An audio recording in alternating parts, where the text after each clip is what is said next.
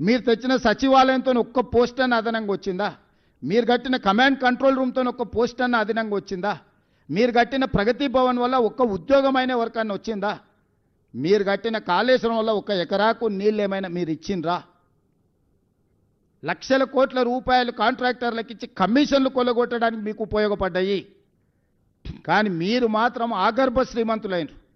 హరీష్ రావుకు మోయినాబాద్లో farm house వస్తుంది, కేటీఆర్కు జన్వాడలో 100 ఎకరాల ఫామ్ హౌస్ వస్తుంది, కేసీఆర్కు గజ్వేల్లో 100 ఎకరాల ఫామ్ హౌస్లు 1000 ఎకరాల ఫామ్ హౌస్ వస్తుంది. మీకు టీవీలు వస్తాయి, మీకు పేపర్లు వస్తాయి, మీకు పెట్టుబడులు వస్తాయి, మీకు వ్యాపారాలు వస్తాయి. మీరు విలాసవంతమైన జీవితాన్ని అనుభవిస్తారు. తెలంగాణ యువతకు మీరు ఉద్యోగాలు ఇచ్చిండ్రా?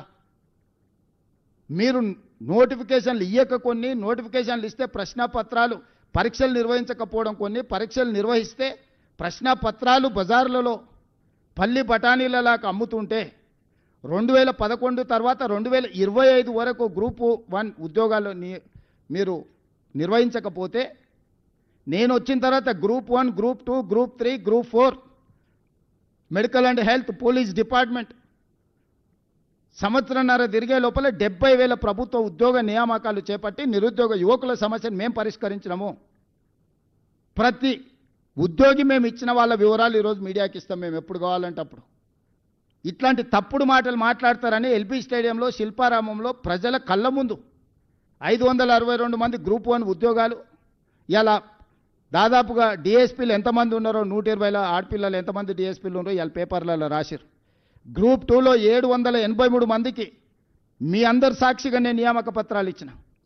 మెడికల్ అండ్ హెల్త్ కావచ్చు, పోలీస్ డిపార్ట్మెంట్ కావచ్చు, టీచర్లు 60 రోజుల్లోనే 11,000 ఉద్యోగాలు నోటిఫికేషన్లు ఇచ్చి పరీక్ష ఫలితాలు ఇచ్చి నియామక పత్రాలు అందజేసిన.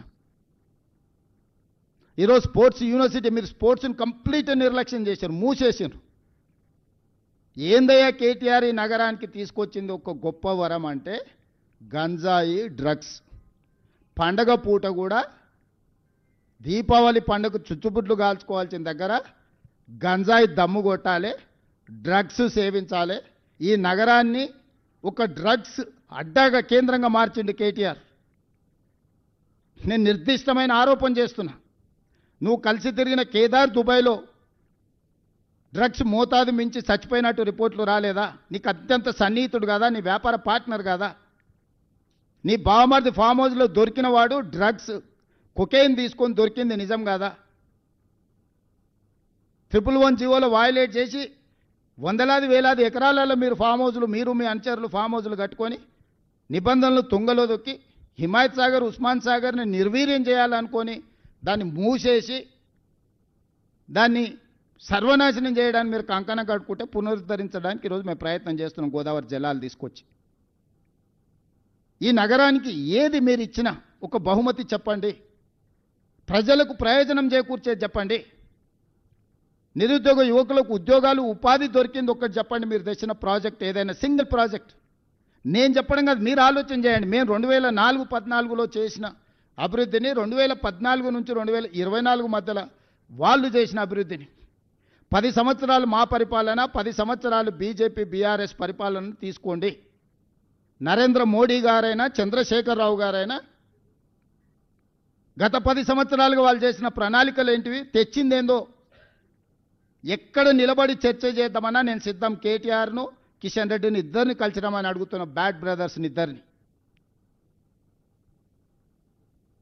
ఇవాళ ఈ నగరాన్ని అభివృద్ధి చేయాలంటే మాకు బీఆర్ఎస్ బీజేపీ ఎమ్మెల్యేలు ఎంపీలు అడ్డంకిగా మారినరు, చీడ పురుగుల్లాగా తయారైనరు. కంటోన్మెంట్లో కాంగ్రెస్ గెలిస్తే 5,000 కోట్ల రూపాయలతోనే అభివృద్ధి పనులు మొదలుపెట్టినాం. ఇవాళ జూబ్లీ హిల్స్లో గెలిస్తే ఇక్కడ నగరంలో అభివృద్ధి చేయడానికి నాకు సహకారం అందుతుంది. ఇవాళ అందుకే జూబ్లీ హిల్స్ కాంగ్రెస్ గెలవాల్సిన అవసరం ఉంది. నగరాన్ని అభివృద్ధి చేయాలంటే ప్రజాప్రతినిధుల సహకారం అవసరం. ఈరోజు ఓల్డ్ సిటీలో ఎంఐఎం నాకు సహకరించినందుకు 20 ఏళ్ళ నుంచి ఆగిపోయిన గౌలిగూడ నుంచి Chandrayangutta old city metro rail ఈరోజు పనులు వేగంగా జరుగుతున్నాయి. అండర్ గ్రౌండ్ డ్రైనేజ్ పనులు జరుగుతున్నాయి. మిరాలం ట్యాంకులో ఎలివే రోడ్డు బ్రిడ్జ్, కేబుల్ బ్రిడ్జ్ ఈరోజు 500 కోట్లతో పనులు ప్రారంభమైనాయి. ఆరాంగఢ్ బ్రిడ్జ్ను కంప్లీట్ చేయగలిగిన నేను. ఓల్డ్ సిటీలో రోడ్ల విస్తరణ పనులు నేను పూర్తి చేయగలిగిన. దాదాపుగా 4-5 వేల కోట్ల రూపాయలు ఈ 2 ఏళ్లలో ఓల్డ్ సిటీ అభివృద్ధి పనుల కోసం నేను నిధులు మంజూరు చేసి నేనే స్వయంగా పర్యవేక్షించి క్షేత్రస్థాయిలో నేనే చేస్తున్నా. మరి బీజేపీ బీఆర్ఎస్ మాకు సహకరించి ఉంటే ఈ నగరం అభివృద్ధి జరుగుతుంది కదా. ఈరోజు నేను ఏం అడుగుతున్నా, ఒక ఓటు అడుగుతున్నా. ఈ ఓటు ద్వారా అభివృద్ధి చేసుకుందాం, మెట్రో విస్తరించుకుందాం, నగరానికి గోదావరి జలాలు తెచ్చుకుందాం, మూసీ నది ప్రక్షాళన చేసుకుందాం. కిషన్ రెడ్డి గారిని సూటిగా అడుగుతున్నా, అహ్మదాబాద్